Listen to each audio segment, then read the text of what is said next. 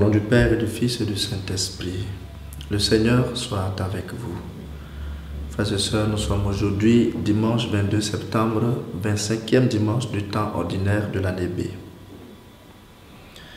Viens, Esprit Saint, lumière bienheureuse, envahis profondément le cœur de tes fidèles. Sans ta force, il n'y a rien dans l'homme, il n'y a rien qui soit sans faute. Esprit Saint, éclaire-nous. Évangile de Jésus-Christ selon saint Marc. En ce temps-là, Jésus traversait la Galilée avec ses disciples et il ne voulait pas qu'on le sache, car il enseignait ses disciples en leur disant: « Le Fils de l'homme est livré aux mains des hommes. Ils le tueront et 3 jours après sa mort, il ressuscitera. » Mais les disciples ne comprenaient pas ces paroles et ils avaient peur de l'interroger.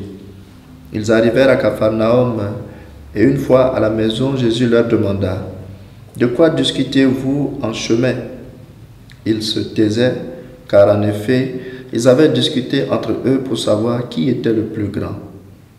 S'étant assis, Jésus appela les 12 et leur dit: « Si quelqu'un veut être le premier, qu'il soit le dernier de tous et le serviteur de tous. » Prenant alors un enfant, il le plaça au milieu d'eux, l'embrassa et leur dit: « Quiconque accueille en mon nom un enfant comme celui-ci, c'est moi qui l'accueille.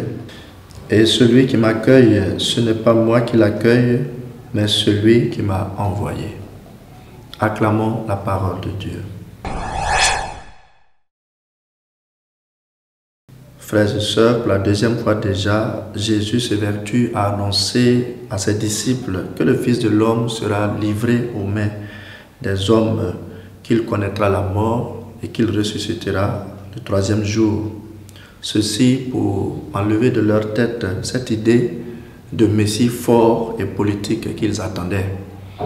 Mais ils ne comprennent pas cela. Au contraire, en chemin, ils se disputent pour savoir qui est le plus grand parmi eux. Ils sont à la recherche de grades, de pouvoir et d'honneur. Alors Jésus fait l'une de ses dernières recommandations, les plus importantes, avant de prendre le chemin pour Jérusalem et pour la croix. Il les invite à ne pas faire de la recherche des grandeurs de ce monde la chose la plus importante, mais de rechercher à être serviteur de tous.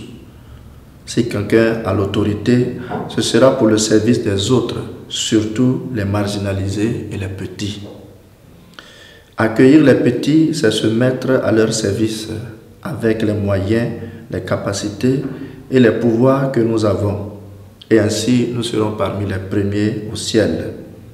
Disposons-nous dans notre Église, dans nos groupes, dans nos mouvements, dans notre société, non à la course effrénée des titres et des grades, mais à soigner la qualité de nos services et à veiller à ne pas marginaliser certains.